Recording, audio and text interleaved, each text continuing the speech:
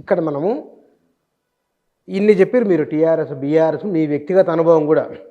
ఇన్ని ఉన్నప్పటికీ కూడా ఉజ్వలమైన భవిష్యత్తు అంటే వేరే లేదు కదా కూర్చొని, ఆల్టర్నేట్ లేదు. బీజేపీ బీజేపీ ఎప్పటికీ ఆ ప్లేస్ ఆక్రమించలేదు తెలంగాణలో.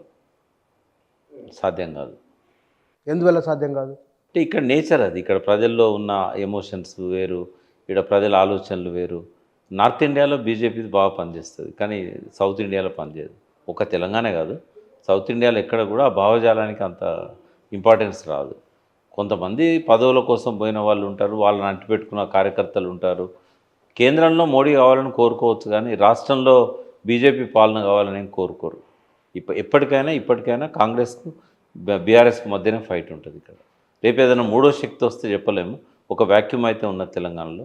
బీసీలు అంతా కనుక ముఖ్యమైన నాయకులంతా ఒక నిర్ణయం తీసుకొని మనం కూడా పొలిటికల్ పార్టీ పెట్టుకుందాము, ఇంతమంది ఉండి మనము వాళ్ళ దగ్గర పోయి టికెట్లు అడుక్కోవాల్సిన అవసరం ఏంది, ఈ ఆత్మవంచన మనకెందుకు, ఆత్మగౌరవంతో మనం బతుకుదాం అని చెప్పి కనుక పోలరైజ్ అయితే వాళ్ళు ఒక పార్టీ పెట్టుకుంటే ఆ వ్యాక్యూమ్ అనేది, గ్యాప్ అనేది ఫిలప్ చేసిన వాళ్ళు అవుతారు.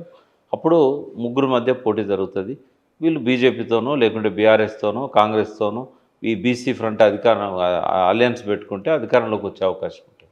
ఉందా? స్కోప్ ఉందా? మీరు 100% ఉంది. అది తెలంగాణలో 100% ఉంది. మొన్న మంచి అవకాశం వచ్చింది, కానీ ఏ బీసీ కూడా మొన్నటి ఎన్నికల కంటే ముందు ఆ పరిస్థితిని అర్థం చేసుకోలేదు, బయటికి రాలేదు, పార్టీ పెట్టలేదు, ఆ స్పేస్ను ఉపయోగించుకోలేకపోయారు. ఒక 2 years బ్యాక్ కనుక బీసీలో ఒక పార్టీ పెట్టుకొని ఉంటే మొన్న అధికారంలోకి వచ్చే అవకాశం ఉండే. కనీసం టీఆర్ఎస్తో కలిసన్నా గవర్నమెంట్ ఫామ్ చేసేవాళ్ళు. కాంగ్రెస్ ఏకపక్షంగా అధికారంలోకి వచ్చేది కాదు. మరి మీరు ఊరుకోరుగా ఏదో ప్రయత్నం చేస్తుంటారు, ఎవరికైనా అడ్వైజ్ ఇచ్చారా మరి పార్టీ? లేదు, ఇప్పుడు మనకు ఈ టైము రాంగ్ టైము. ఒక 2 years తర్వాత ఆ ప్రయత్నాలన్నీ మొదలు పెట్టవచ్చు. అలాని మీరు మీ దృష్టిలో ఉన్నారు కొంతమంది వాళ్ళంతట వాళ్ళే ప్రయత్నాలు చేస్తున్నారు. వాళ్ళకు సపోర్ట్ ఇస్తే సరిపోద్ది కదా. వాళ్ళంతట వాళ్ళు ఆ ప్రయత్నాల్లో ఉన్నారు కదా. నేను మొన్న ఎగ్జిబిషన్ గ్రౌండ్లో శివశంకర్ గారి జయంతి అయింది. భక్తులంతా బీసీలు రాజ్యాధికారంలోకి రావాలని అంటున్నారు, కానీ ఎట్లా వస్తారు బీసీలు రాజ్యాధికారంలోకి? కేశవరావు గారు మాట్లాడినప్పుడు చెప్పిండు, ఇక్కడ ఇదివరకు తెలంగాణ రాష్ట్ర సమితి పార్టీ పెట్టినప్పుడు దాని వెనకాల పనిచేసిన ప్రకాశం ఉన్నాడు, ఇంకా కొంతమంది పెద్దలు ఇక్కడనే కూర్చొని ఉన్నారు, చిరంజీవులు గారు చేస్తున్నారు, మీరంతా కలిసి ఆలోచించండి. ఊరికే రాజ్యాధికారంలోకి రావాలంటే వస్తారా?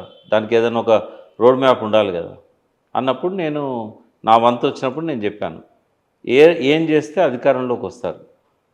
ఒక రాజకీయ పార్టీ స్టార్ట్ చేయాలంటే బీసీలకు ఏం కావాలి? నంబర్ 1 ఏంటంటే బీసీలో జరుగుతున్న అన్యాయాలు ఏందో బీసీలకు తెలియాలి. తెలంగాణ సో ఎట్లొచ్చింది?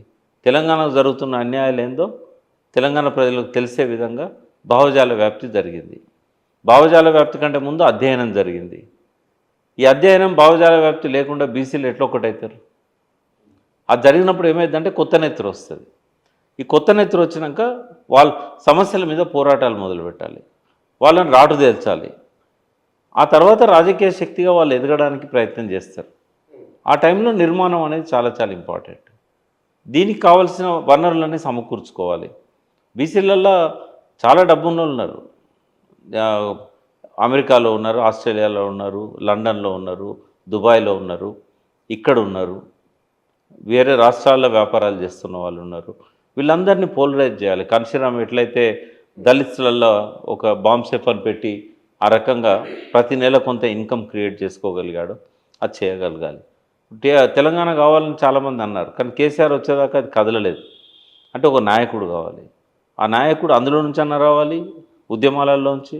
లేదు అని అంటే రెడీమేడ్ నాయకుడిగా ఉన్నవాడిని తీసుకొచ్చన్న ముందు పెట్టాలి. దానికి ఐకాన్ కావాలి. ఐకాన్ అన్నప్పుడు శివశంకర్ను పెట్టుకోమని చెప్పాం. బీసీలకు అంటే ఏ కులానికి ఆ కులానికి చేసిన వాళ్ళు చాలామంది ఉన్నారు. దొడ్డి కొమరయ్య వాళ్ళ యాదవులకు ఐకాన్గా ఉన్నాడు, చాకలైలమ్మ చాకలి వాళ్ళకి ఐకాన్గా ఉంది, తెలంగాణకు జయశంకర్ గారు ఐకాన్గా ఉన్నారు. అట్లనే జ్యోతిబా పూలేని మనం తీసుకొచ్చి ఐకాన్గా పెట్టుకున్నాం. కానీ తెలంగాణలో కూడా బీసీల కోసం పనిచేసిన వాళ్ళ జాబితాను మనం చూసినట్టయితే 1952 నుంచి 72 దాకా శివశంకర్ గారు ఆ రిజర్వేషన్ల కోసం కొట్లాడింది. వాళ్ళ ఆయన పుణ్యమే ఇవాళ బీసీలకు రిజర్వేషన్లు అమలవుతున్నాయి తెలంగాణలో. అంటే మరి మండల్ కమిషన్ నివేదిక రావడానికి మా బీపీ సింగ్ను కన్విన్స్ చేసి దాన్ని ఆమోదింపజేయడానికి శివశంకర్ గారి పాత్ర ఉంది.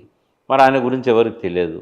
మొన్న ఫస్ట్ టైం చాలామంది స్టేజ్ మీద మాట్లాడుతుంటే విని ఆశ్చర్యపోయారు. మరి అటువంటి వ్యక్తిని ఒక ఐకాన్గా పెట్టుకుందాం. తర్వాత మనకు కూడా ఒక విగ్రహం కావాలి, తెలంగాణ తల్లి విగ్రహం ఉన్నట్టుగా ఒక విగ్రహాన్ని మనం బీసీలకు సంబంధించిన ప్రతి ఊరూరా వాడవాడ అంబేద్కర్ విగ్రహాలు ఎట్లుంటాయో శివశంకర్ విగ్రహాన్ని అట్లా పెట్టుకోవాలా. పెట్టుకొని బీసీలలో ఉన్న ప్రధాన కులాల వాళ్ళందరినీ ఈ ఉద్యమంలో భాగం చేయాలా. వాళ్ళకు జరుగుతున్న అన్యాయాలు, ఈ సగభాగం ఉన్న బీసీలకు బడ్జెట్లో కనీసం 5% వాటా కూడా దక్కడం లేదు.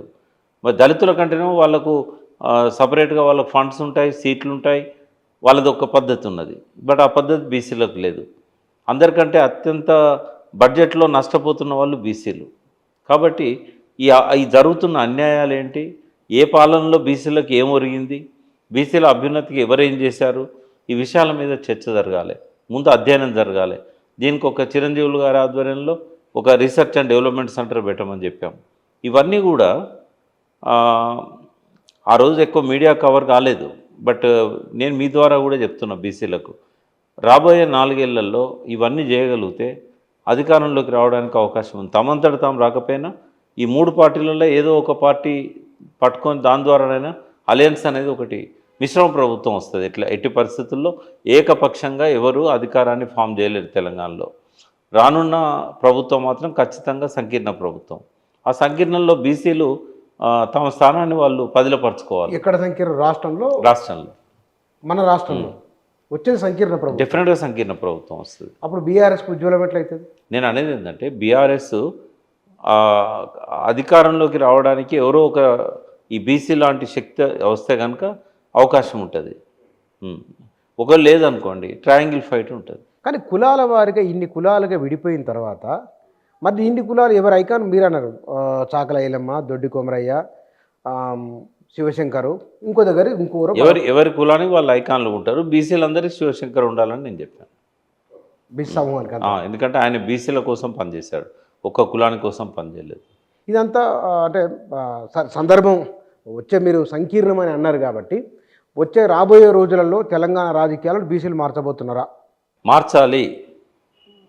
మార్చగలగాలి. ఆ సోయ అయితే వస్తున్నది, వచ్చింది. అది ఇప్పుడైతే బీసీ జనగణన మీదనైతే ఒక మూమెంట్ లాగా తీసుకొస్తున్నారు కదా, ఇది ఆగిపోకూడదు. బీసీ కులగణన అయిన కాంగ్రెస్ తెచ్చింది, రాహుల్ గాంధీ తెచ్చిన చర్చ రాహుల్ గాంధీ తెచ్చినా కూడా ఇక్కడ ఒత్తిడి తెస్తున్నది ఎవరు? ఇప్పుడు అందరు మీటింగ్స్ అవుతున్నాయి రెగ్యులర్గా, అందరు ఒకటవుతున్నారు, ఒక వేదిక మీదకి వస్తున్నారు. ఇది ఒక శుభ పరిణామం. ఒకవేళ బీసీలు ఎదగలేకపోతే డెఫినెట్గా బీఆర్ఎస్కి ఒక మంచి స్థానం అయితే ఉంటుంది. అంటే ఈ 3 పార్టీలలో కాంగ్రెస్, బీజేపీ అండ్ బీఆర్ఎస్లో ఫస్ట్ పొజిషన్ బీఆర్ఎస్కే ఉంటుంది.